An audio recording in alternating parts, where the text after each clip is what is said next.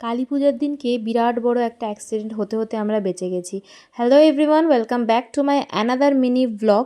তো তোমরা সবাই জানো আমি দিওয়ালিতে ছিলাম হচ্ছে বালুরঘাট, অর্থাৎ আমার মা বাড়ি। যারা আগের ব্লগটা এখনও পর্যন্ত দেখোনি তারা দেখে নিতে পারো, অলরেডি আপলোড রয়েছে।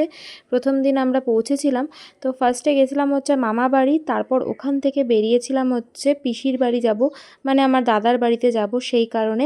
আর এখানে আমরা টোটোতে বসে গেছি। দাদার বাড়িতে আজকে যাব, তার কারণ হচ্ছে ওখানে বাজি পোড়াবো, তারপর বাড়ি ফেরত আসবো, মানে মামা বাড়ি ফেরত আসবো।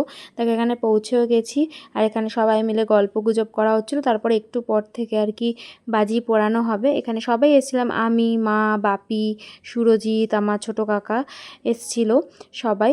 তো কই রে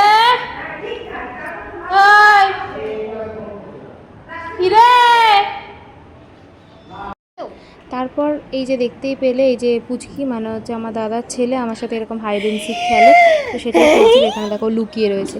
তারপর তোকে চকলেটটা দিলাম, দিয়ে তারপরে বললাম চল সবাই মিলে একসাথে বাজি পোড়াবো। তখন দেখি দাদা কিছু একটা করছিল ঘরের মধ্যে। দাদা এবারে প্রচুর বাজি কিনেছে, প্রত্যেকবারই প্রচুর বাজি কেনে। আর এখানে দেখো এইখানে কিছু রয়েছে, তারপর নিচেও কিছু রয়েছে, আবার ছাদেও ফাটানো হবে। আর এখানে ওকে বারণ করা হচ্ছে যে এতগুলো নিস না, ও সব কটা নিয়েই আর কি নিচে যাবে। তারপর আমরা সবাই মিলে নিচে গেছিলাম। সবাই এবারে বাজি পোড়ালো। বৌদি ঠিক করে আর কি আমাদের সাথে আনন্দ করতে পারেনি একটা কারণে, কারণ বৌদির অ্যাক্সিডেন্ট হয়েছিল, সে কারণে এখনও ঠিকঠাকভাবে হাঁটতে পারছে না, মানে পায়ের ব্যথাটা রয়েছে আর কি। তো এখানে আমরা এখন দেখো তুবড়ি টুবড়ি জ্বালাচ্ছিলাম, কিন্তু আমার প্রচণ্ড ভয় লাগে আর কি বাজি পোড়াতে, কারণ আমি খুব একটা এই আগুন ফাগুন এগুলো আমার ভালো লাগে না। তো এইটা বাজিটা পোড়াচ্ছিল। তারপর আমি যখন বাজিটা পোড়াবো তখন দাদা আমার সাথে কী করেছে, আমি ভেবেছি ওটা হয়তো তুবড়ি, কিন্তু এই যে চটপটি যে ব্যাপারটা রয়েছে এরকমই একটা জিনিস দিয়ে ফেলেছিল, আর আমি সেটা বুঝতে না পেরে সামনে চলে গেছিলাম। ঠিক এই রকমই করে আমার সাথে, আর কি বলবো, মজাক সবসময় করতে থাকে। কাদের দাদারা এরম করে বোনেদের সাথে অবশ্যই কমেন্ট করে কিন্তু জানিও।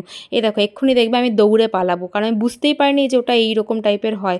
আমি ভেবেছি নর্মাল তুবড়ি যেরকম উঠে যায় সেই রকমই ভেবেছিলাম, কিন্তু এইটা তো এরকম হচ্ছিল। যাই হোক, তারপর সবাই একে একে আমরা অনেক বাজি পড়েছি। আর আমি বাজি পোড়াতে পোড়াতে না একটা টাইমে প্রচণ্ড বোর হয়ে যাই, মানে আমার ভালো লাগে না অতটা। আর এখানে দেখো আমার দাদা আমার সাথে কীরকম ইয়ার্কি মারে।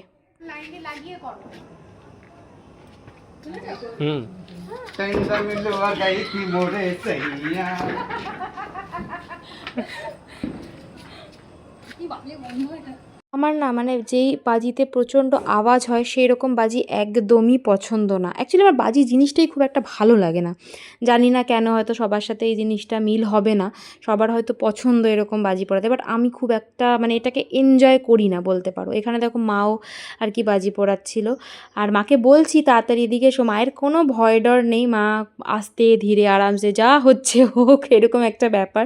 তো এরকম করে আমরা এইখানে মোটামুটি বাজি পুড়িয়ে ওপরে গেছিলাম। ওপরে এইগুলোকে মেবি সেল বলে, আমি ঠিক জানি না, যেগুলো বড় বড় আর কি ওপরে গিয়ে ফাটে। এইখানে হয়েছিল একটা প্রবলেম, এটা হচ্ছে আমাদের ফার্স্ট সেল, যেটা দাদা আর কি জ্বালাবে বলছিল এটা কি হবে আর কি, এখানে জ্বালিয়ে নিয়ে তারপর ওপর দিকে আর কি মানে পুরো সেই তারার মতো যেরকম ছড়িয়ে দেয় আকাশে সেইটা হবে। তো এটা হতে গিয়ে কি হয়েছে দেখো, এখানে আমি ওকে বলছিলাম যে বেশি বসে পড়িস না, তাহলে উঠতে পারবি না। এগুলো তো সব ঠিক ছিল, এটা জ্বালিয়েছে, এটা জ্বালানোর পর মানে এখানে নিচে যে ব্লাস্টটা হয় সেটা হওয়ার পর ওপরে গিয়ে ফাটার কথা, কিন্তু এটা হয়েছিল কি ওপরে যাওয়ার সময় মানে ওপরে আর ফাটিনি, জিনিসটা দেখো নিচের দিকে পড়ছে, এটা নিচের দিকে পড়ে এই রকম হয়েছে। মানে তুমি ভাবো যদি এখানে কেউ দাঁড়িয়ে থাকতো তাহলে তার কি অবস্থাটা নাই হতো।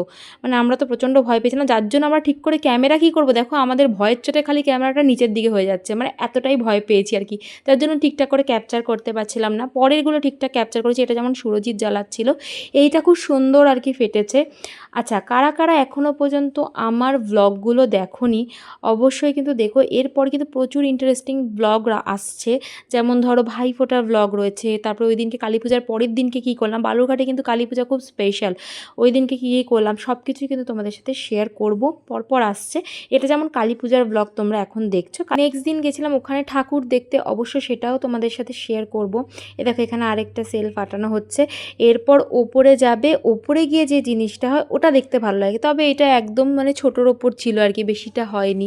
আর আমি তো ঠিকঠাক করে ক্যাপচারই করতে পারছিলাম না, এইটা ঠিকঠাকভাবে ক্যাপচার করতে পেরেছি দেখো। তারপর আরেকটা জিনিস ও মানে করেছিল, এনেছিল, এটাকে কী বলে আমি ঠিক জানি না, এটা 12খানা একসাথে পুরো হয়। তো আজকের ব্লগটা এইটুকুই, তোমরা জানিও কীরকম লাগলো। যদি ভালো লেগে থাকে তাহলে ফলো করে পাশে থেকে দেখা হচ্ছে নেক্সট ভিডিওতে। ততক্ষণ খুব ভালো থেকো, সুস্থ থেকো, সুন্দর থেকো, টাটা।